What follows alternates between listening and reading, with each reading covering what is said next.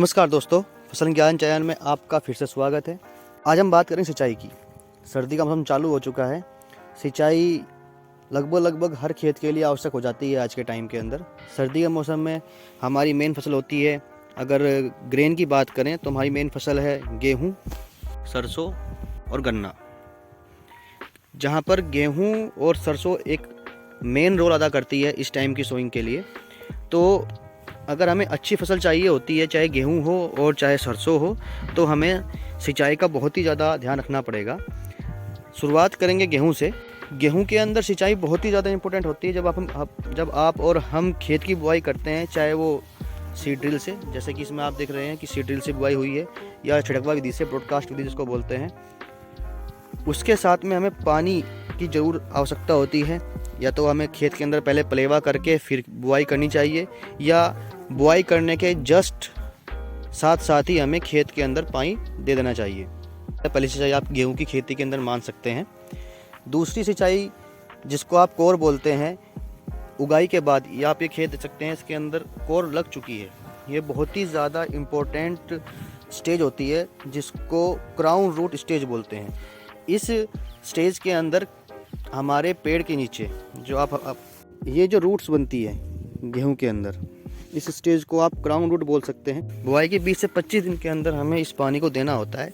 ये बहुत ही ज़्यादा इम्पोर्टेंट, बहुत ही ज़्यादा महत्वपूर्ण स्टेज होती है, क्राउन रूट स्टेज इसको बोलते हैं।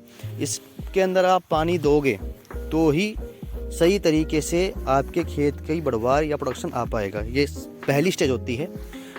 सेकंड स्टेज बोलते हैं टिलरिंग स्टेज, जो बुआई के 35 से 40 दिन के अंतराल के बाद आती है। उस टाइम आप टिलरिंग का मतलब समझ सकते हैं, कल्ले फूटना या फूट होना। अप्रोक्सीमेट इसको भी 1 महीना हो चुका है। तो इस खेत के अंदर वही स्टेज चालू है। हमें कम से कम 35 से 40 दिन के अंदर खेत की दूसरी सिंचाई दे देनी चाहिए। बुआई के बाद हमारी दूसरी सिंचाई जो होगी वो टिलरिंग स्टेज की होगी। तीसरी स्टेज होती है फ्लावरिंग स्टेज। जब खेत हमारा बड़ा हो जाएगा, इस खेत के अंदर बाल आनी शुरू हो जाएगी, तो उस स्टेज को हमारी फ्लावरिंग स्टेज कहते हैं। जैसे कि सरसों में आप देख सकते हैं फ्लावरिंग स्टेज चालू हो चुकी है। गेहूं के खेत के अंदर भी फ्लावरिंग स्टेज होती है। हमारी बाल आ जाएगी तो बाल के साथ में हमारी फ्लावरिंग स्टेज चालू हो जाएगी। वो भी बहुत अच्छी और बहुत ही इम्पोर्टेंट आपकी स्टेज होती है इरिगेशन के लिए। और इसके बाद में जो हमारी लास्ट स्टेज आती है उसको बोलते हैं ग्रेन फिलिंग स्टेज, यानी कि दूध अवस्था। हम जैसे कि बहुत से किसान बोलते हैं कि भाई दानों के अंदर दूध भर चुका है। उस टाइम पे बहुत ही ज़्यादा इंपॉर्टेंट पड़ता है, पानी की आवश्यकता बहुत ज़्यादा होती है, तो हमें उस टाइम भी पानी ज़रूर देना होगा। जो हमारी फ्लावरिंग स्टेज होती है वो लगभग 50 से 55 दिन बाद में आ जाती है, और जो हमारी ग्रेन फिलिंग स्टेज बोलते हैं या दूध अवस्था बोलते हैं, वो 70 से 75 दिन के बाद में हमारी गेहूँ की फसल के अंदर चालू हो जाती है। 4 से 6 सिंचाइयों की ज़रूरत हमें गेहूं की फसल के अंदर पड़ती है। ये बहुत ही ज़्यादा ज़रूरी होती है। और ये खेत की मिट्टी के प्रकार, खेत चिकनी है, रेतली है, उसके प्रकार से और बारिश के प्रभाव से भी कम या ज़्यादा हो सकता है। तो ये किसान भाई ने अपने खेत का हिसाब देखना पड़ेगा कि उसको कब देना है, कब या नहीं देना है। पानी बहुत ही ज़्यादा इम्पोर्टेंट रहेगा आपकी फसल के लिए।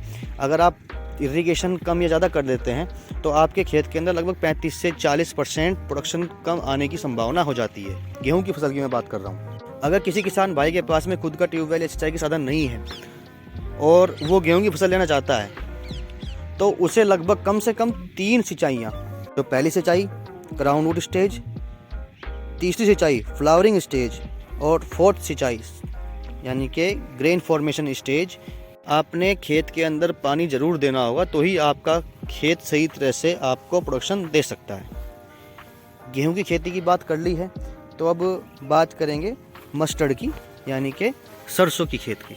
सरसों एक ऐसी फसल है जो ज़्यादातर कहते हैं कि बिना पानी के हो जाती है, लेकिन ऐसा नहीं है। सरसों की फसल को भी पानी की आवश्यकता होती है। कहते हैं कि बिना पानी के हो जाएगी, लेकिन ऐसा नहीं है। मैं आपको बताना चाह रहा हूँ कि मस्टर्ड के खेत के अंदर पानी कब दिया जाता है। बहुत से हमारे किसान भाई ऐसे होते हैं जिनके पास मस्टर्ड में केवल, यानी कि सरसों में केवल एक पानी देने की सुविधा होती है। एक पानी आप दे सकते हैं। अगर आपके पास में एक पानी देने की सुविधा है खेत के अंदर, तो आप बुआई से 30 से 35 दिन बाद, यानी कि जिस वक्त खेत के अंदर फ्लावरिंग स्टेज यानी कि फूल आने का समय हो जाता है, उस टाइम आपको पहला पानी या जो आपके पास सिंगल पानी अवेलेबल है वो देना होगा। सरसों किस तरह से उगानी है वो आपको पता ही है। और ये अब अभी हम आपको खेत दिखा रहे हैं, ये मशीन से उगाया गया है, सीड ड्रिल से इसकी सोइंग की गई है, लाइन टू लाइन आप देख सकते हैं। इस तरह से बड़ी बड़ी नालियाँ आपको जैसे दिख रही है, आपके पास पानी की भरमार है तो आप इस तरह से पानी दे सकते हैं। बहुत से एरिया ऐसे हैं जिस एरिया के अंदर पानी हम नाले के थ्रू नहीं दे सकते, वहाँ पर स्प्रिंकलर इरीगेशन से दे सकते हैं। और कुछ एक एरियो में हम इसे ड्रॉपिंग सिस्टम से भी हम खेत के अंदर पानी दे सकते हैं। लेकिन खेत के अंदर, सरसों के खेत के अंदर 2 टाइम पानी की बहुत ही ज़्यादा आवश्यकता होती है। एक तो आपकी बुआई से 30 से 35 दिन बाद, जब आपकी फ्लावरिंग स्टेज चालू हो जाएगी। इसके बाद में 60 से 65 दिन बाद, उसको बोलते हैं पॉड फॉर्मेशन, यानी कि वो समय जब आपकी खेत के अंदर फलियाँ बनना शुरू हो जाती हैं। ये जो फलियाँ बनती हैं इसके अंदर आप दाने मिलेंगे और उस वक्त इसको पानी की बहुत ही ज़्यादा आवश्यकता होती है। इससे ही आपकी उपज का फ़र्क पड़ेगा, उस तरह ही आपकी उपज कम या ज़्यादा हो जाएगी। आमतौर पर सरसों की फसल 110 से 120 दिन या कुछ फसलें ऐसी होती है जो लगभग 100 दिन के आसपास तैयार जाती हैं, जो तोड़िया ग्रुप में भी आती है।